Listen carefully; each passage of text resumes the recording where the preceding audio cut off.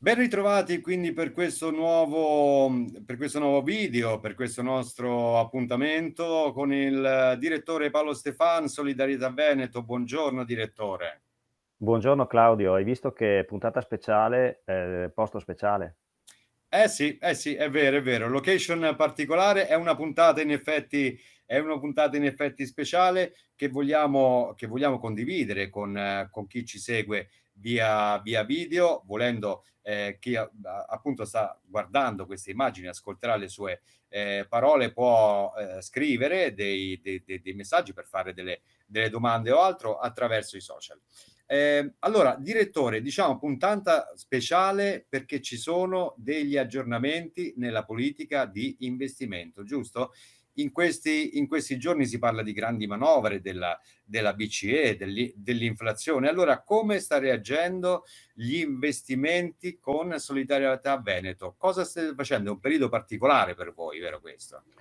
Sì, diciamo, periodo particolare per Solidarietà Veneto, come lo è in effetti per un po' tutti gli investitori istituzionali, un po' tutti i risparmiatori. Dobbiamo dire che in realtà noi arriviamo a questo periodo con un'operazione, quella di aggiornamento appunto dell'asset allocation, cioè del criterio di allocazione degli investimenti, che non è certamente decisa oggi e che non dipende da questi eventi, se vogliamo, legati più alla contingenza, al momento, ma è una decisione presa ormai alla fine del 2021, quindi alla fine dello Mh. scorso anno, perché ogni 3 anni ogni fondo pensione è tenuto ad aggiornare appunto il proprio documento sulla politica di investimento, andando a allinearlo alle migliori possibilità che sono offerte dai mercati finanziari per cercare di dare la miglior combinazione rischio-rendimento ai propri iscritti.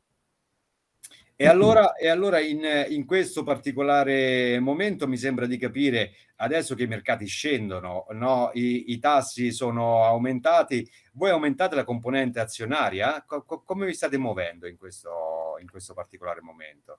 Allora, intanto diamo appunto agli ascoltatori il quadro delle modifiche che sono state predisposte appunto alla fine dello scorso anno e che vedranno la luce, la concretizzazione proprio in un periodo abbastanza ampio.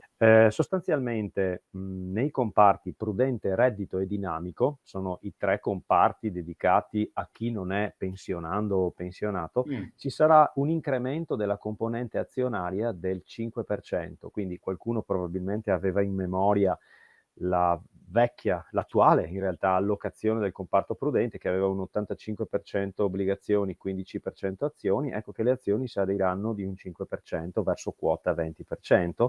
Nel comparto reddito, nella memoria e anche nella nostra documentazione ufficiale, gli iscritti trovano questo 75 obbligazioni, 25 azioni, la parte azionaria salirà a quota, se vogliamo, salirà di un 5% verso quota 30. Poi spiego cosa vuol dire verso quota 30, perché dipende se si sta parlando di azionario quotato o non quotato. Comunque, diciamo, l'ordine di incremento è questo. Stessa cosa per quanto riguarda il comparto dinamico, che sale anch'esso di un 5% per quanto riguarda la parte azionaria. Nel comparto prudente, tu hai toccato il tema dei tassi, si allunga la cosiddetta duration dei titoli presenti in portafoglio. Cosa vuol dire si allunga la duration? Che tu puoi investire, che ne so, effettivamente l'85% in obbligazioni, ma dipende da che obbligazioni sono. Possono essere obbligazioni che hanno una durata 2 anni oppure 30 anni. Quindi la duration è la durata finanziaria, è un indicatore, ma possiamo per semplicità spiegarlo ai nostri iscritti rapportandolo alla durata dei titoli. Se fino ad oggi prevaleva in quel comparto una componente di titoli a durata molto molto breve, ecco che si va ad allungare appunto la durata media, allineando sostanzialmente il contenuto obbligazionario di quel comparto ai benchmark, come si può dire, all maturity, cioè che racchiudono tutte le scadenze possibili, quindi potrebbe uscire una durata media dei vari titoli attorno ai 4-5 anni invece che magari agli attuali 2. Ecco, queste le modifiche principali che stanno peraltro di fianco a una grande conferma, che è quella relativa ai mercati alternativi. Quindi Solidarietà Veneto ormai dal 2013 in realtà è uno dei pochi fondi che investe pochi, allora erano pochi, adesso in realtà sono molti, che investe nei cosiddetti mercati alternativi. Ve ne presento 4, lo ricordiamo: il private equity, quindi l'investimento nel capitale delle aziende non quotate, per cui tu potresti avere in alcuni comparti, prendi il dinamico, che la componente azionaria è espressa sia da titoli quotati in borsa, sia da capitale di aziende non quotate, in una combinazione rischio-rendimento che si punta a un equilibrio adeguato. Poi abbiamo il private debt, cioè il debito, anche in questo caso le obbligazioni, poniamo, non quotate, ma magari erogate direttamente alle aziende non quotate. Anche in questo caso dunque abbiamo che una componente obbligazionaria è composta da parte quotata e parte non quotata. La terza asset class alternativa è il real estate, cioè l'immobiliare, ancora di fatto pochissimo, quasi per nulla presente nel portafoglio di Solidarietà Veneto, e le infrastrutture, l'ultima, forse la più interessante, dato anche il momento, il PNRR, ne abbiamo già parlato in passato. Assieme queste 4 componenti, confermando l'obiettivo del vecchio DPI, quello del 2018, quello vigente, andranno a tendere a riempire il 20% del totale delle risorse investite in questi 3 comparti, ognuno secondo il suo stile. Quindi tipicamente in un comparto come il prudente, che è di natura più obbligazionario, troverà più spazio la componente di private debt. In un comparto invece come il comparto dinamico, dove c'è una prevalenza già oggi azionaria, ecco che si va a diversificare la componente azionaria, costruendo un po' per volta, già lo si sta facendo, questo portafoglio di private equity che consente di diversificare anche meglio l'equity. Quindi investimenti confermato, quindi l'investimento in economia reale, quindi del territorio, Esattamente, e stiamo visto parlando anche proprio che di in questo questo. momento molte aziende possono avere difficoltà con il rialzo dei tassi anche a ottenere finanziamenti, ma allora l'obbligazionario 1-3 anni non è garanzia di stabilità, quindi è un periodo troppo breve visto il momento attuale? È contingentato anche al momento attuale oppure è una scelta comunque a lungo periodo che in ogni caso avevate fatto?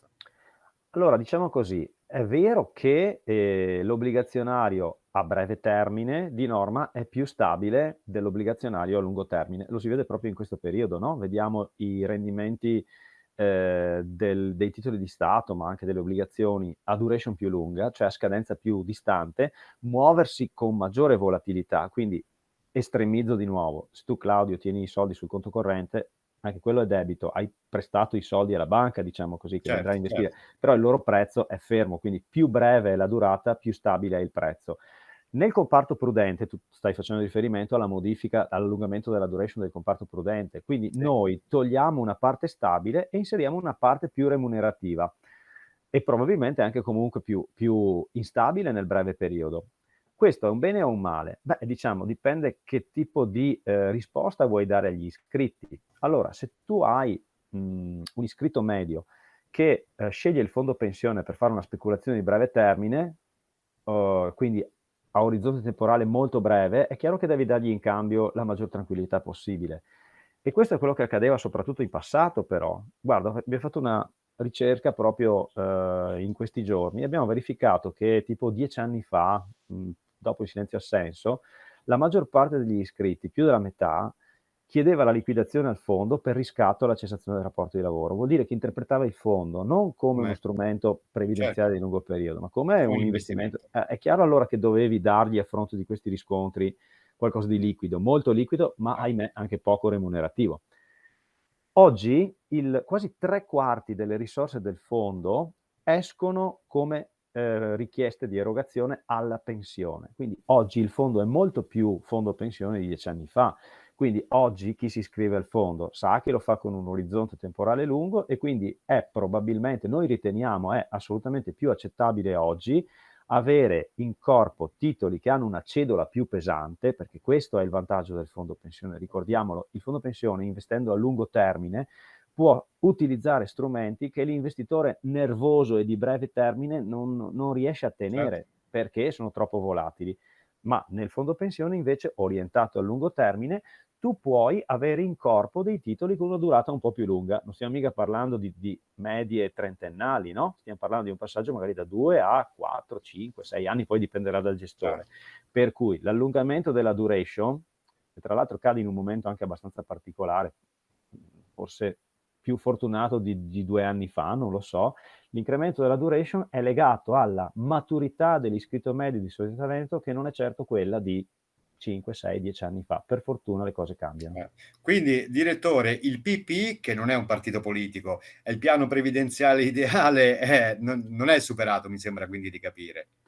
No, anzi, il PPI, il percorso previdenziale ideale, resta la via maestra di accesso dell'iscritto al fondo pensione, a prescindere dall'asset allocation. Quindi lo è nella versione vigente dell'asset allocation, lo sarà a maggior ragione nella versione entrante. Il PPI, lo ricordo, cosa ci consente di fare? Ci consente di accedere da giovani, diciamo, attraverso il comparto dinamico e poi gradualmente ad andare a sgranare, a spostare le risorse in un arco temporale anche molto lungo, di 10 anni, dal comparto dinamico al comparto reddito e così via, riducendo il rischio di incappare in un timing sfortunato, per esempio di trovarsi a dover uscire dal dinamico in una fase di mercato come questa. Certo. Se tu togli in 10 anni, vai a fare una media. Sottolineo che il PPI ha quasi toccato quota 7.000 attivazioni.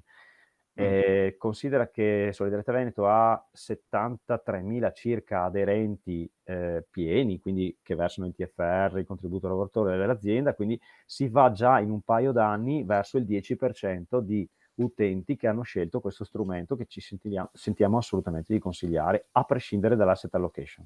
Direttore, queste informazioni che ci dà sono molto utili. Abbiamo però quasi terminato il tempo a nostra disposizione e se qualcuno volesse capirne qualche cosa in più o in maniera più approfondita rispetto a quello che lei ha detto, avete preso in considerazione una campagna informativa per gli iscritti e chi volesse iscriversi eventualmente? Sì, direi che è assolutamente doveroso. Il video di oggi per certi versi è una base Sì, a partire da cui vorremmo invitare tutti gli iscritti, anche quelli che non sono abituati a leggere le lettere o cose di questo tipo, a informarsi. Ma tutti gli iscritti al fondo pensione, in particolare i 3 comparti che saranno intaccati da questa novità, dalla quale ci aspettiamo molto nel lungo periodo, dobbiamo dire, riceveranno una comunicazione ufficiale tramite mail, se ci hanno dato il consenso ad utilizzare il loro indirizzo mail, oppure anche tramite lettera qualora questo non sia.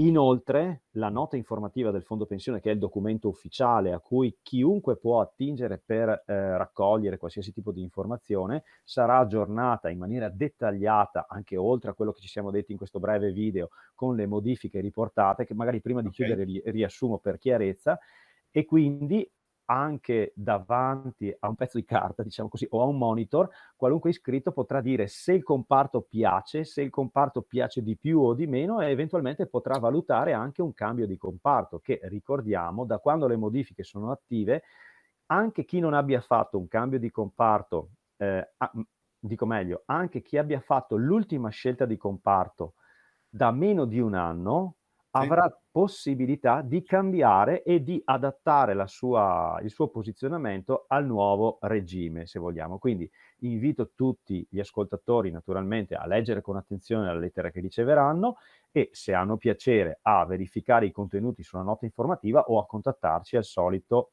ai nostri recapiti. Per quanto riguarda il riassunto, vorrei dire allora, comparto prudente, più 5% azioni rispetto alla versione precedente e allungamento della duration. Comparto reddito, più 5% componente azionaria, componente equity, si dice, titoli di capitale, quotati o non quotati. Comparto dinamico, più 5% componente di nuovo azionaria.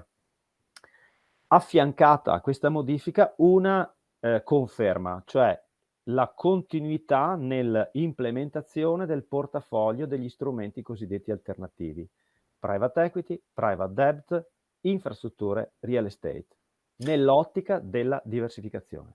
Direttore, è stato molto chiaro, la ringraziamo moltissimo, ringraziamo anche i nostri ascoltatori. Ci riaggiorniamo quindi con le prossime informazioni via video e ovviamente a tutti gli iscritti riceveranno appunto l'email. Grazie al direttore Paolo Stefan, arrivederci direttore. Grazie Claudio, un saluto a tutti gli ascoltatori.